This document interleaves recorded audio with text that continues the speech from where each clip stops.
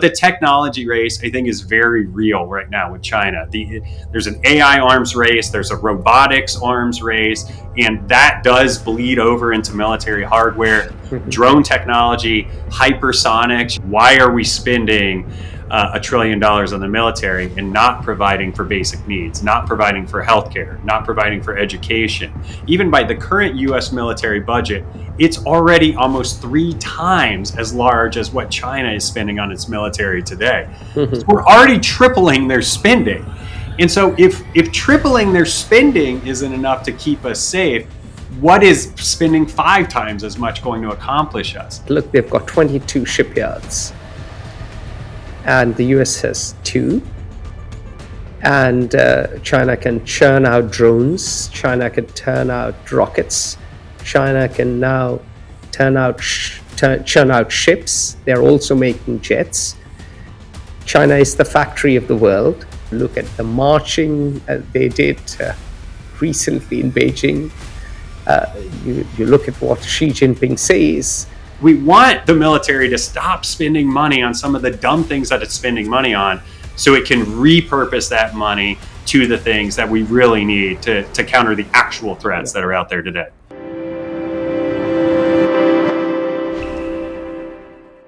Welcome to F4 Talks. With me is Ben Freeman.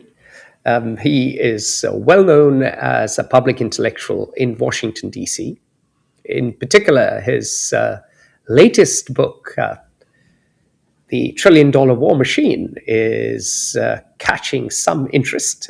Obviously, it is about the defense budget of the United States of America. Today, however, we will talk about something in our talks that few people have touched upon yet. Donald Trump wants a $1.5 trillion war machine. WAPO agrees. WAPO, of course, stands for the Washington Post, a venerable newspaper now owned by the even more venerable Jeff Bezos, whose other company has produced a movie on Melania, which apparently is the bestest movie ever made. Anyway, Ben, welcome. Thanks so much for having me. All right. So William Hartung and you have co-authored The $1 Trillion War Machine. So few people know about US defense spending as much as you do. What do you think of President Donald Trump's call for a $1.5 trillion budget for the fiscal year 2027?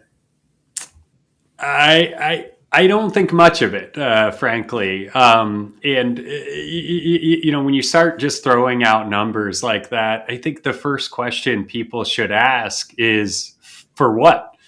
If we're going to spend that kind of money, we're going to take that money from somewhere else. Well, first, we're going to take it from, taxpayers' pockets. We're going to add it to the national debt, which is already getting out of control. It's getting to nearly $39 trillion. Right. Last I checked. Right. So this would only add to it. According to the Committee for a Responsible Federal Budget, if this $1.5 trillion military budget were to be enacted, it would add nearly $6 trillion to the national debt over the next 10 years. And so again, I come back to the core question of this is for what? And neither Donald Trump nor the Washington Post nor anyone else I've heard from that supports this $1.5 trillion number, they can't offer a good answer to that. They might say China, they might say... they do say China. They do. And you mentioned the Washington Post. The editorial board of the Washington Post supports Trump's call for a higher defense budget. It makes the argument that defense spending is low by historic standards as a percentage of the GDP. With the rising threat from China, the Washington Post editorial board believes that the US needs to spend more and start spending now. So that is the crux of their argument, that defense projects take time to build, and we are now not being able to produce enough stuff. China is, so we have to spend now or else we'll be left behind. So isn't that a compelling argument, Ben? It's a compelling argument if you ignore history. And the fact, and this is what the Washington Post does in this article. They ignore a decades and decades long history of enormous U.S. military spending that has put U.S. military bases and U.S. military personnel in most countries in the world. We have an international basing infrastructure that's over 700 foreign bases. We literally have China surrounded with bases. They have, I believe, at last check, you can count China's overseas bases on one hand. You can count their force projection capabilities, maybe on your fingers and toes in terms of the numbers of ships that they can really move out seriously to international waters. So when you're talking about, U.S. versus China spending, you have to account for what already exists now, what we already have in place. The Washington Post conveniently ignores that and says, well, China's upping its spending, so we should up ours. What they don't tell you in that op-ed either is that even by current numbers, forget the $1.5 trillion number, even by the current U.S. military budget, it's already almost 3 times as large as what China is spending on its military today. Mm-hmm. So we're already tripling their spending.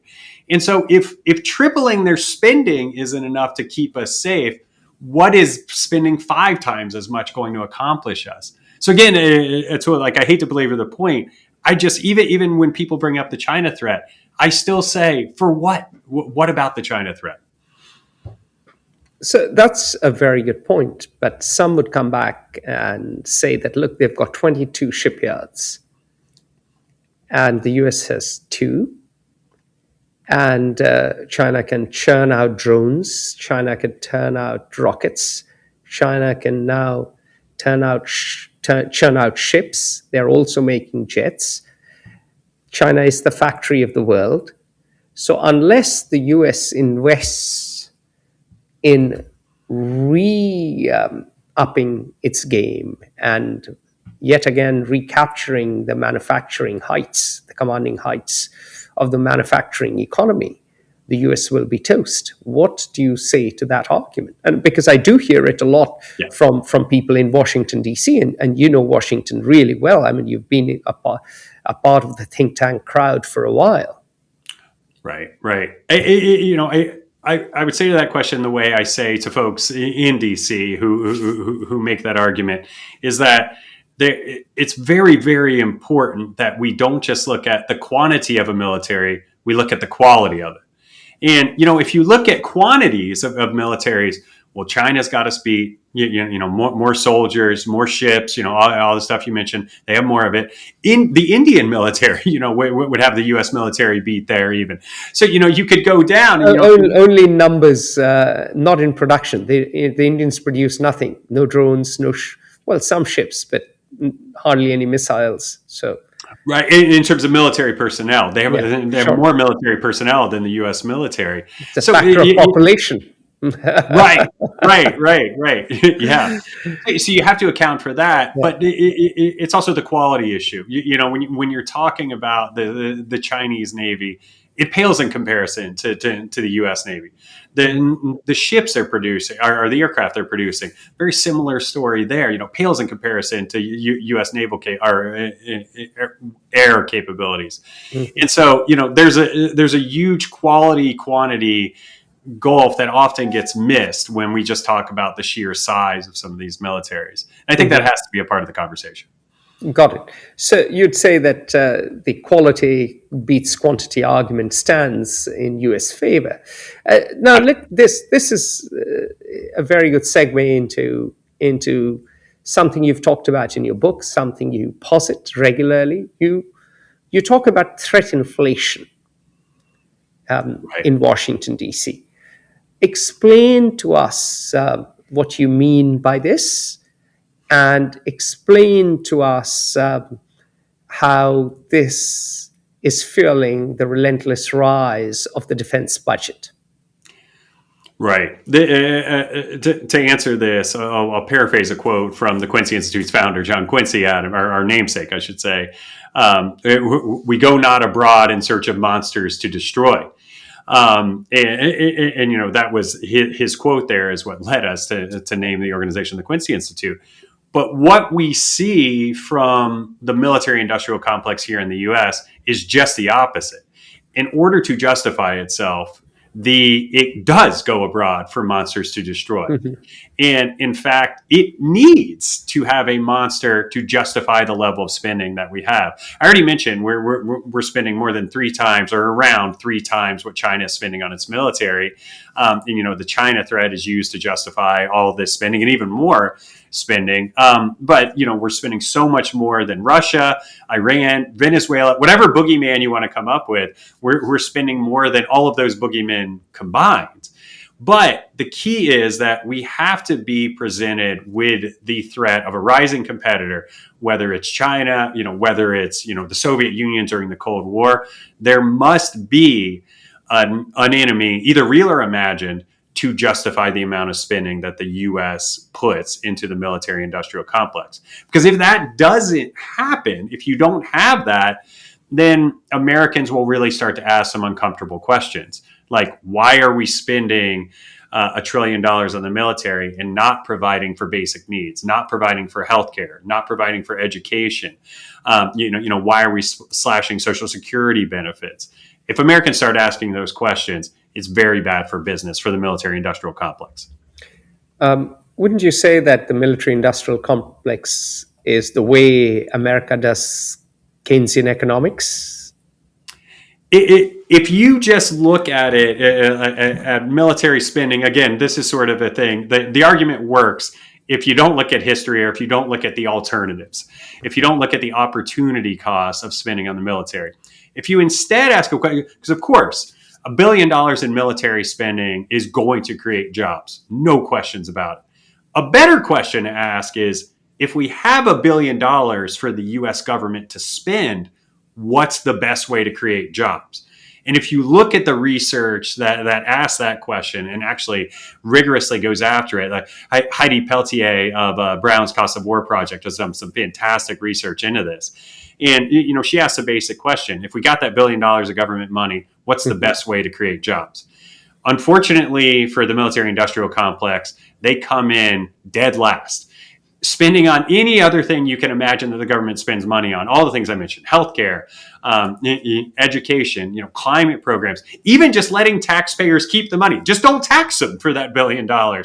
You will create more jobs than if you give it to the military. So if you're looking at the military as a jobs program, you're investing in a bad jobs program. Mm-hmm. So you make that argument. Now, walk us through the consequences of the constantly increasing defense budget. Will the Iron Triangle keep getting larger? Will the Big Five, Lockheed Martin, Raytheon, Boeing, General Dynamics, and Northrop Grumman, keep hoovering up ever more taxpayer money? And yes, explain to our viewers a little bit about the Iron Triangle. We will put an image up as well for them to understand, but please explain in your own words what the Iron Triangle is and about the Big Five hoovering up money. Yeah. This is the Iron Triangle, or I had a former colleague, Winslow Wheeler, who used to call it a self-licking ice cream cone, and that it all just keeps spinning over and over again. And basically what happens here is that money flows into the Department of Defense, and a huge chunk of that money, now more than half of all the money that goes into the defense budget, goes to defense contractors, around 54%. My co-author, Bill Hartung, did a great piece on this about a year ago. About 54% of the DoD budget goes to these contractors.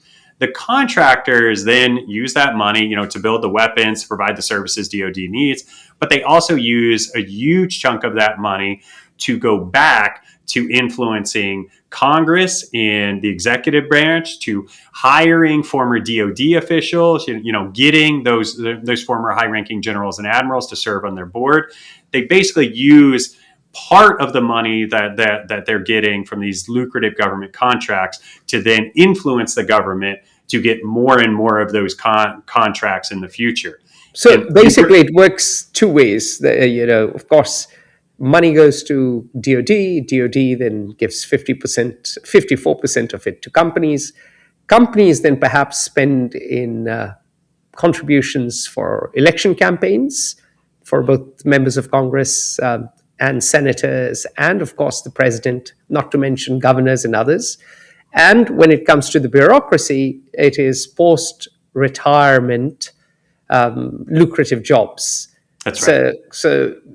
So everybody is happy, and then of course that means that there's an incentive of that department then to contract out more, and so on and so forth. And that is the triangle, correct? That's absolutely right, and this is what we lay out in the $1 Trillion War Machine. And this is what I would love to take credit for it, but President Dwight Eisenhower coined this term, more than 70 years ago. So it's not a. We were talking about him. I mean, he was quite a remarkable president with a lot of judgment. His advisors often wanted nuclear war, right? And he was not so keen on the idea.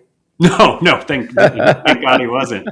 Well, what we argue in the book, Atul, is that Eisenhower was absolutely right. That system, that Iron Triangle, is alive. It was alive and well in his time, and it's only been put on steroids recently. But what we do in the book, that I think is the key contribution that we make, is we point out that it's expanded so much more beyond what Eisenhower's worst nightmare could have been. So it's not just those players that Eisenhower laid out. It now involves places like think tanks, universities, the media is in on it, social media companies are in on it. The DC Metro, for crying out loud, they're a part of it. They're a tool of the military-industrial complex now too. So really what we lay out in the book is that wherever you go as a U.S. citizen, the military-industrial complex is going with you, and it's trying to influence you to believe that American militarism is the right approach to U.S. foreign policy.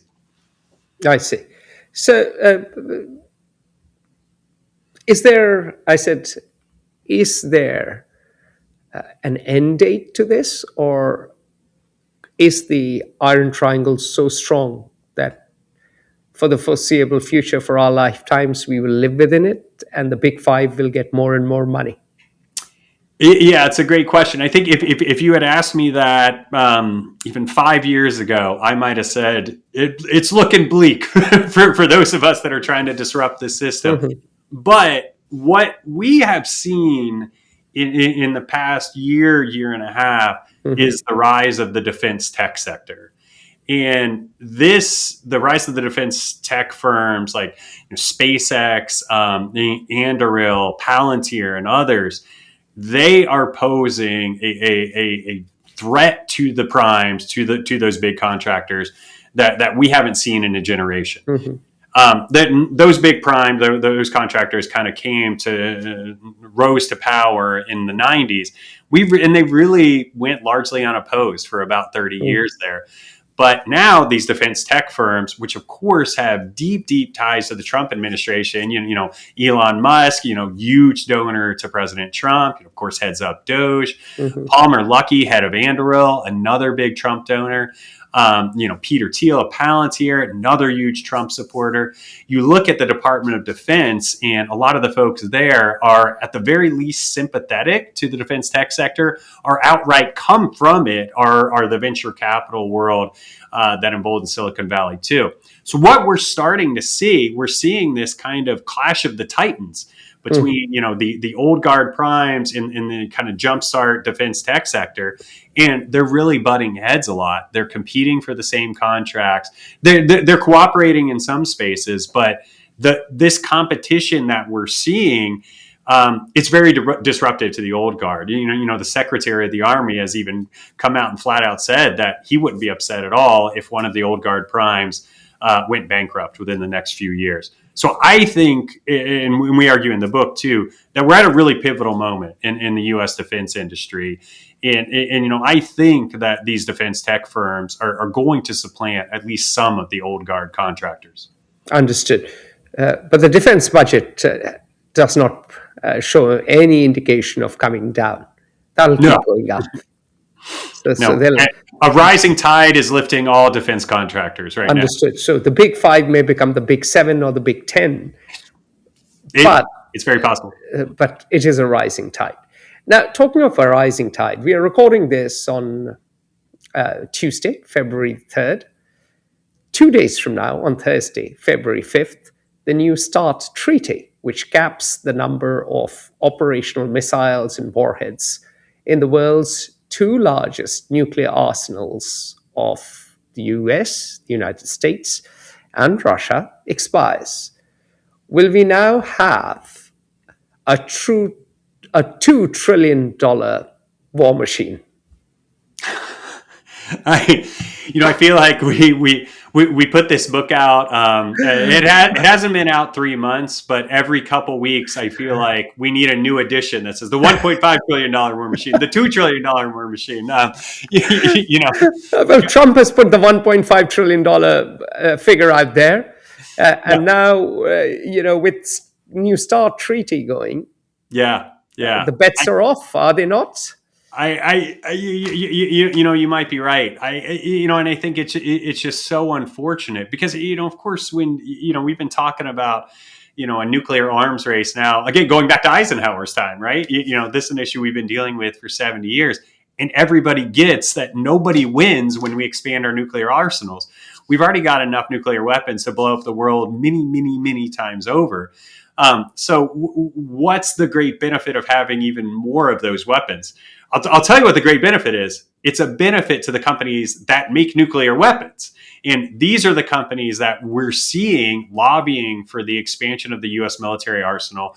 They're also the companies we're seeing lobbying for the president's Golden Dome program, which is supposedly going to be this impenetrable shield over the U.S. That would protect the U.S. from incoming nuclear missiles all the way down to incoming flies from Mexico, presumably, if you believe the president's rhetoric.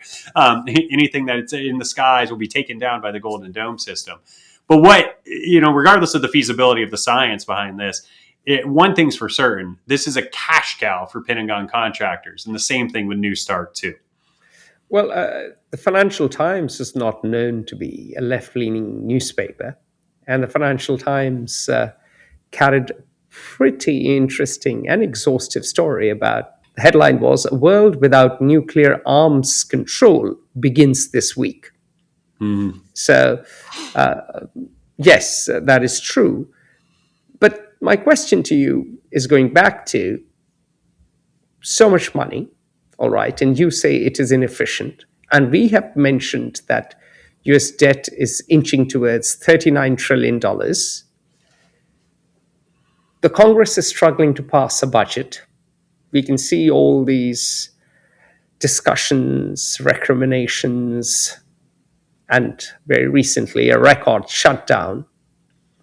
How will Trump and Washington Post and all the others, think tanks, media, the Metro, whoever, universities, find the extra money for the increased budget?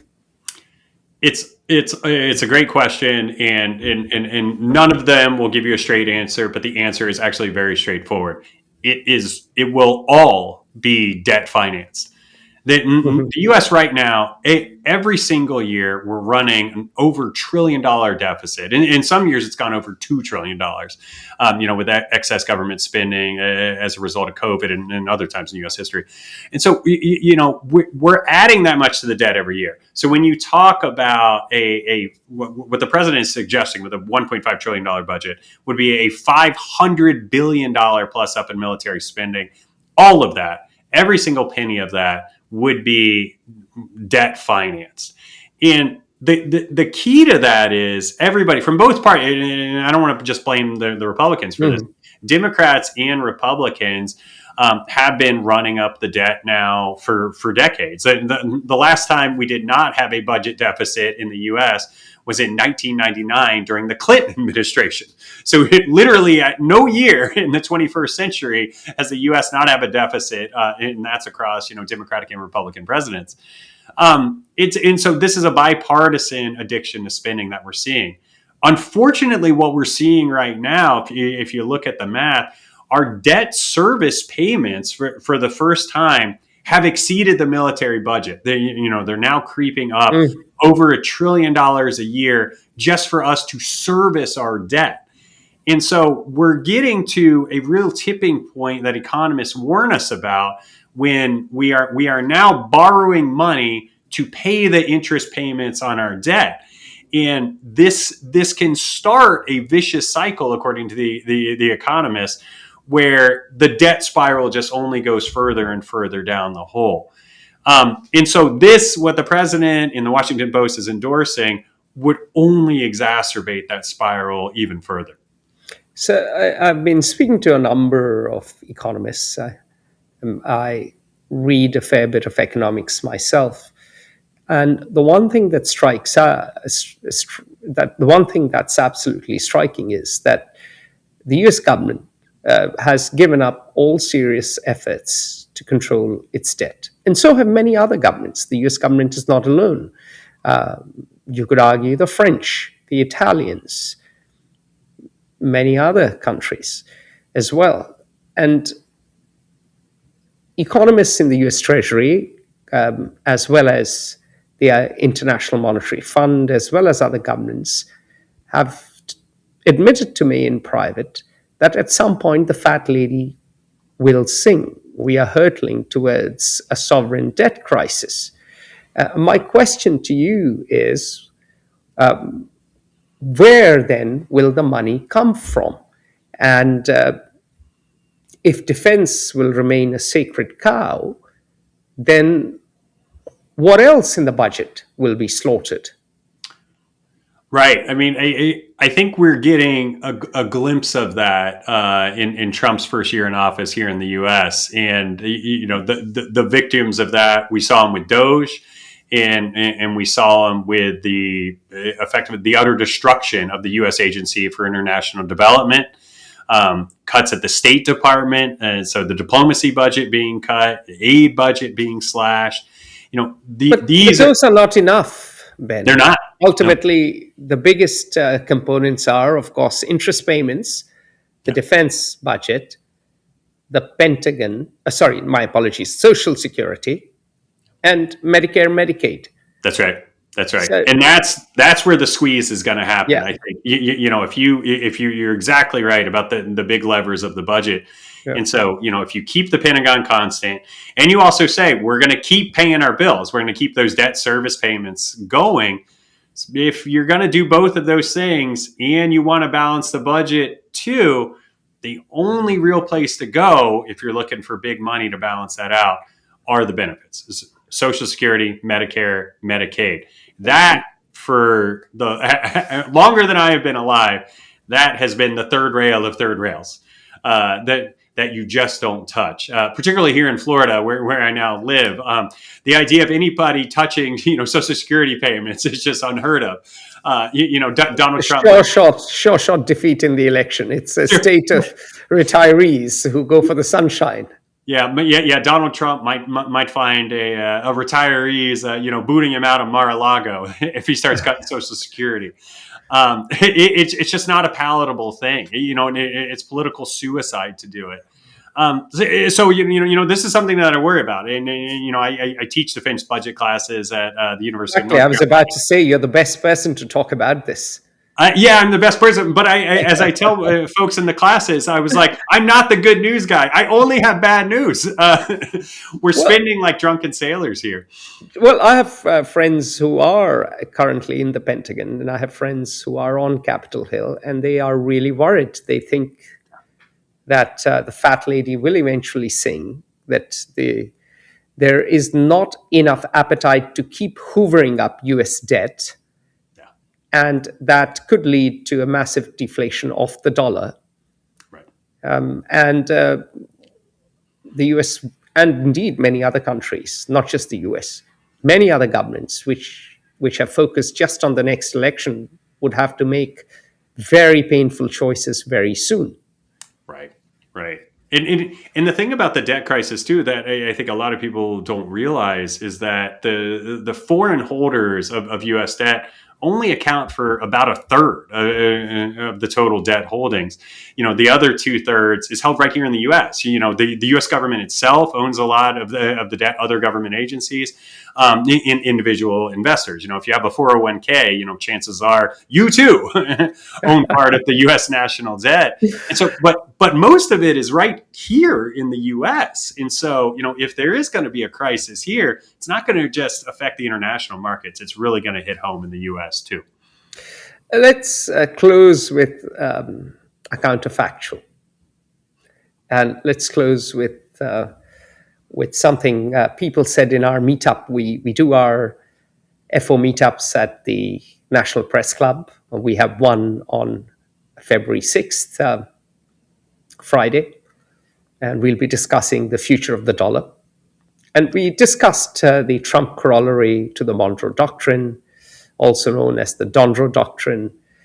And some people there made the argument and were sincere in their belief that the US is already at war with China.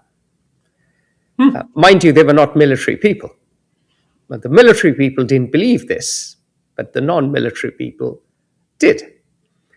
And they posited that World War III is around the corner and that the US has to hold the military and technological edge vis-a-vis China. They said China is the workshop of the world. You look at their rhetoric, you look at the marching they did recently in Beijing. You look at what Xi Jinping says. You look at what they build, from drones, rockets, ships, et al. We've discussed this already, so I will desist from going on about all that China can build. But the crux of their argument was that the US has to act before it is too late. So, Ben, do you ever wonder, might you be on the wrong side of history? Every day. Every day.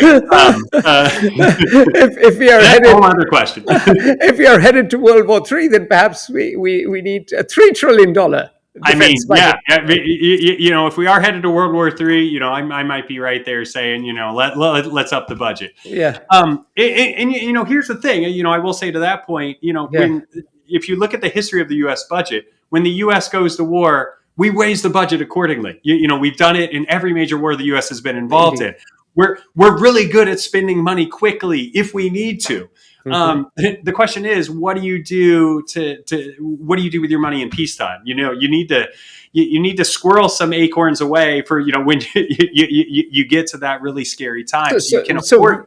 So very quickly, after the discussion, the military men were pointing out that both in World War I and World War II, the US did not have $39 trillion of debt. Right. And this is my concern. And this is they hit the nail on the head for me. And this is why I just, I try to shout from the mountaintops, or for me, it's a classroom, why this debt is such an important issue, because we want to save the money now. So if we do have a contingency, if we do have a world war, we're ready for it and we can spend to accommodate it. But I will say, to directly answer your question and stop deflecting,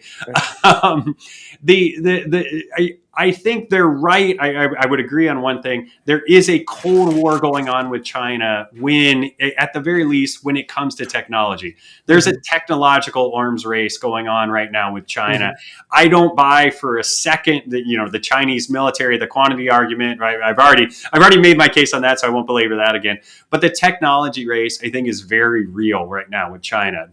There's an AI arms race. There's a robotics arms race. And that does bleed over into military hardware, drone technology, hypersonics, looking at issues like that, where China is at least a competitor, if not a superior in some spaces. I do think those are areas that we should be focused more heavily on. And so that's part of the reason why we wrote the $1 trillion War Machine too. We want the military to stop spending money on some of the dumb things that it's spending money on, so it can repurpose that money to the things that we really need to counter the actual threats that are out there today. It's funny you should say that, because a CIA officer told me that the problem in the US is not that there isn't enough money, but that money is badly spent. Couldn't agree more. And I think perhaps, spending on leaner systems, being more efficient with spending, being leaner when it comes to production, not having these spiraling costs and not throwing good money after bad on platforms that are legacy platforms might be the way forward.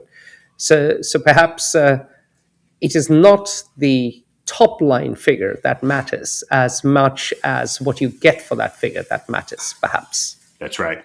Yeah, couldn't agree more. Brilliant. Ben Freeman, we've had a great conversation. We'll have you back. Thank you very much for your time.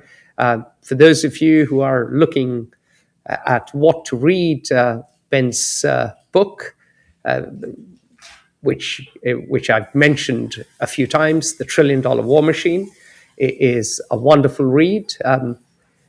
His earlier book, The Foreign Policy Auction, is also a wonderful read. So, ladies and gentlemen, we've had a noted author speaking to us. Make sure you read some of his work. Make sure you like our video and you subscribe to our YouTube channel. And we will have you back very soon, Ben. That sounds great. Thank you so much. Thank you. Join the conversation at Fair Observer and subscribe to our YouTube channel.